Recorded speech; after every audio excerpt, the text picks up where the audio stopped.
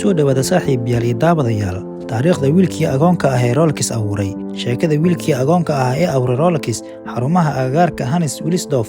asaasihii shirkadda caanka ah ee saacadaha Wilsdorf waxa uu ku dhashay 1881 Columbus ee Germany waxa uu la kulmay dhibaatooyin la taaban karo horaantii noloshiisa agoon isagoo iyo 12 jir ah isaga iyo walaashiisa waxaa la geeyay habar iyo abti iyagoo ay jiraan caqabadahaas adkeysiga Wilsdorf iyo ruuxa ganacsiga ayaa u horseeday inuu abuuro mid ka mid ah noocyada ugu caansan adduunka nolosha hore ee bilowgii shaqada Hannes Wilsdorf waxaa loo diray dugsi boarding ah halkaas oo uu ka helay waxbarasho adag markii uu dhammaystay waxbarashadiisa waxa uu shaqo ka bilaabay shirkadda saacadaha dhoofisa oo ku taal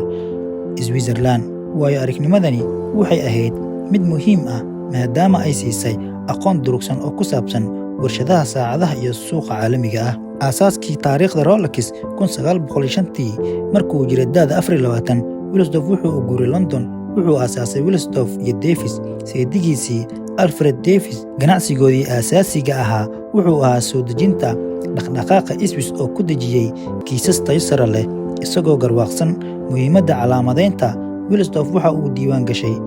sumad Rolex ah sanadkii 1908 waxa uu u doortay magaca sababtoo ah way fududahay in lagu dhawaaqo luqado badan oo gaaban oo ku filan inuu ku habboon yahay garaaca saacadaha waxa cusub ee guusha u gaaray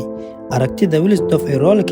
ma ahayn oo kaliya inuu abuuro saacad laakiin in la dhiso halbeeg sax ah iyo isku halayn sanadkii 1910 saacadda Rolex waxay noqotay saacadihii ugu horeeyay ee gacan gacmeedka si loo helo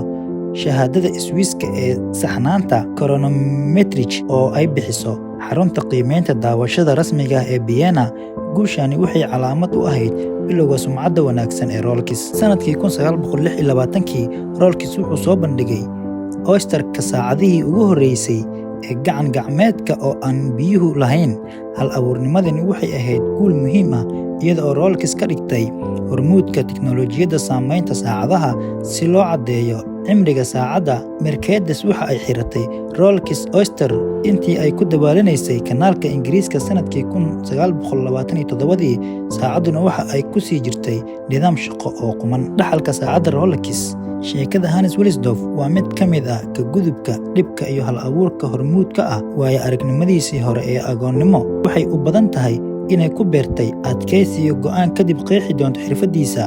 hoggaankiisa Rolex wuxuu sii waday inuu wax cusub sameeyo isagoo soo bandhigay habka isdaweylaha ee joogtada ah 1931 kaasoo weli halbeeg u ah saacadaha tooska ah maanta Wilsdorf wuxuu dhintay 1960 laakiin dhaxalkiisa wuxuu ku nool yahay Rolex oo astaan u ah saxnaanta raaxada iyo xarago aan waqti lahayn socdaalkii uu ku soo maray wiil agoon ah oo uu u soo aasaasay mid ka mid ah shirkadaha ugu caansan caalamka ayaa waxa ay daliil u tahay xariifnimadiisa iyo dulqaadkiisa